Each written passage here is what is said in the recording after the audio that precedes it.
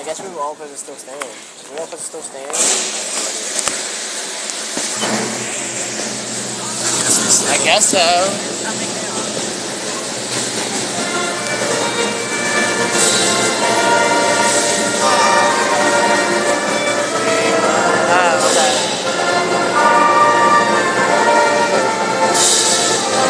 I say. I didn't know it was changed.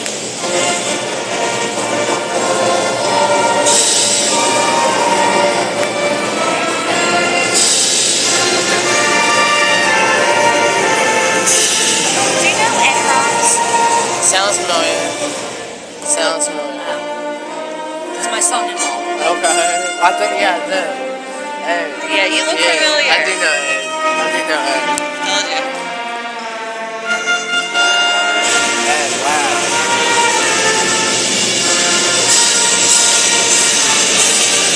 He's like right.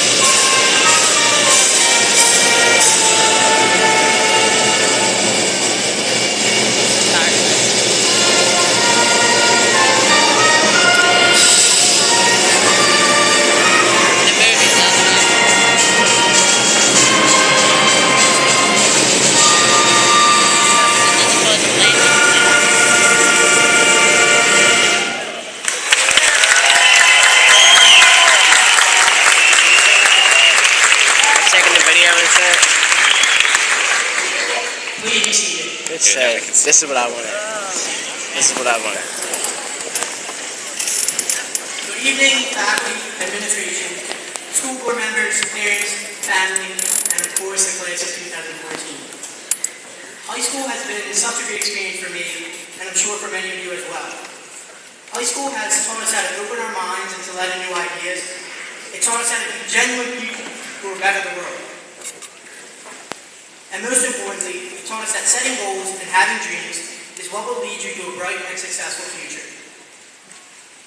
As the evening progresses and each speaker comes up to the stage, really listen and take in everything they have to say. Days like today are just another big step on the staircase of life. Today you will graduate high school and move on to bigger and better things. As I look out into the crowd, I see a group of young men and women with different talents and different aspirations. But one thing we all have in common is our ability to succeed.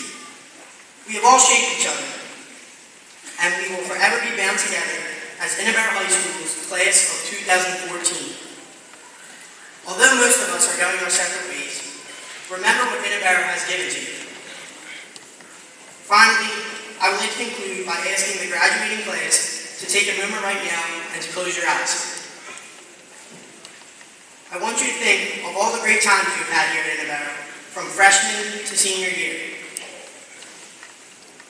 And these are the moments that I want you to remember for the rest of your lives, because memories will last a lifetime. I couldn't ask for a better group of kids to graduate with, and I'm so lucky. Thank you, and congratulations to the class of 2014.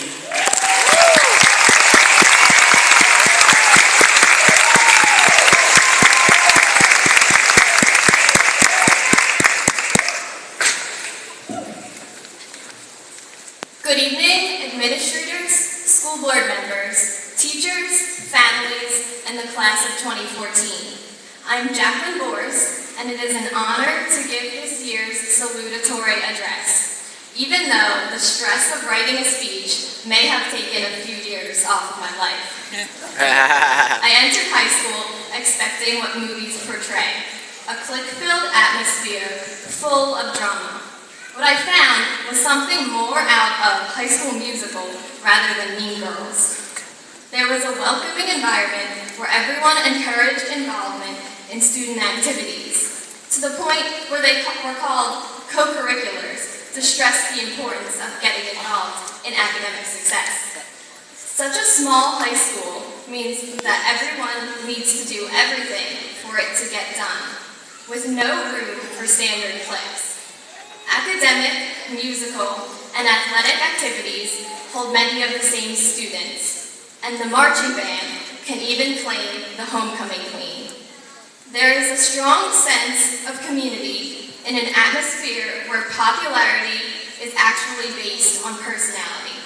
No matter what the activity, student life is full of participants, and I will always remember the pep rallies before the Thanksgiving game and the crowded bleachers at football games, full of people to support our school. The past 4 years have flown by. It seems like only yesterday that we were all nervous freshmen trying to navigate the confusing hallways of the high school while avoiding all of the myths of the 3rd floor and the pool, but finding out that room 233 and a half did exist. But we are no longer those confused 9th graders trying to figure everything out. We are 4 years older, hopefully 4 years wiser, and more prepared to enter the next phase of our lives. Our former titles as Glen Olden, Norwood, Prospect Park, and Tinicum were stripped away during that first year of high school. We are leaving high school as a unified Interburo with many shared experiences and a lifelong connection. After a Google search of how to write a speech, I found that every website had "be inspiring" as one of their very unhelpful clues. I thought to myself, how can I possibly be inspiring to my peers? I have had just as much life experience and fortunately no real hardship. So I am not going to be inspiring. I am simply going to remind all of you to enjoy this moment. It signifies that we have all accomplished a goal and will leave with a diploma. No matter if you are savoring every moment of this ceremony or you are desperately waiting to leave, we have all managed to finish. Remember as we continue on that while high school was a great part of our lives, it should in no way be the best part of our lives. There are many more opportunities to come that will be even better. We are all about to embark on the rest of our lives, whether in college, trade school, or the workforce. Many classes have challenged me to think in different ways. And this year, in AP English, we learned that nothing is original. If you think it is, it's probably from Shakespeare or the Bible. A particular poem by Robert Herrick illustrated this point to me with the opening lines, "Gather ye rosebuds while ye may, old time is still a-flying, and this same flower that smiles today, tomorrow will be dying." Why did these lines bring up originality? Because this poem is very eloquently saying YOLO. This proves that in the 1600s, people still wanted to enjoy every moment and make sure that they were remembered. It means that we should do the same and gather our rosebuds while we are young enough without letting time slip by. This is something we should all remember in the future to make sure that life is lived to the fullest. As we continue, we all have people to thank for their part in our lives leading to this moment. Throughout high school, I was fortunate enough to be impacted by many amazing teachers who dedicate so much of their time and effort to the success of their students. Thank you is not even good enough for the appreciation you all deserve. Personally, I would like to thank my parents. I could not have done this without your constant support as my #1 fans and your participation in all of my activities, whether it is driving everywhere or freezing in the bleachers during football games or marching band. Remember that I am only going to college a 15-minute train ride away. I would also like to thank all of my friends for dragging me on crazy adventures. High school would not be nearly as memorable without you. The class of 2014 is capable of doing amazing things, no matter how small. We have shared the same experiences and the same memories for the last 4 years. Remember to continue with excellence and buck pride, because while high school is ending, the lessons that Interburo taught will stay with us forever. So congratulations to the class of 2014. We made it.